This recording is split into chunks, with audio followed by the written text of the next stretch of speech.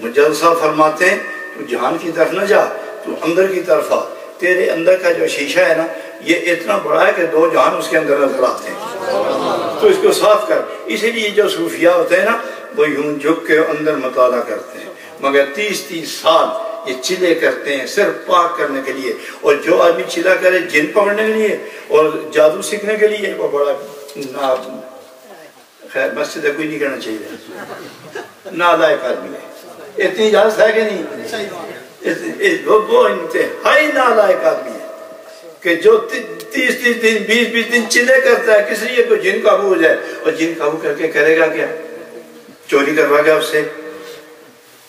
یہی نہ کہ کسی کو تکلیف دے گا، اور مسلمان کسی کو تکلیف دے کے خوش ہو تو وہ مسلمان ہوتا ہے، تو پھر چیلے کی ضرورت کیا ہے؟ اور اس چیلے میں مر گیا تو کیا تو مسلمان مرے گا؟ تو پھر چلا کرنے کیا ہوتا ہے؟ چلا کر چلا وہ کیا ہوتا ہے؟ 2 جہان سے کنارے ہو کے بیٹھ، یہ آنکھ کسی کو اب نہ دیکھے بغیر محبوب کے، اسے عادی کر، یہ زبان اب جھوٹ نہ بولے، اندر بیٹھ کے تو اللہ ہی اللہ کرے گا۔ چیلے میں کون کسی کو گالیاں دیتا ہے؟ چیلے میں نہ کاغذ نہ قلم نہ دعات نہ سیاہی نہ آشنائی نہ روشنائی، کچھ نہیں ہوتا۔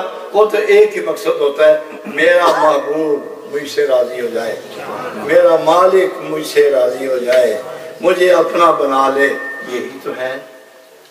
حضرات یہ چیلا گھر میں بھی ہوتا ہے، مسجد میں بھی ہوتا ہے، راستے میں بھی ہوتا ہے، اور سونے سے پہلے بھی ہوتا ہے۔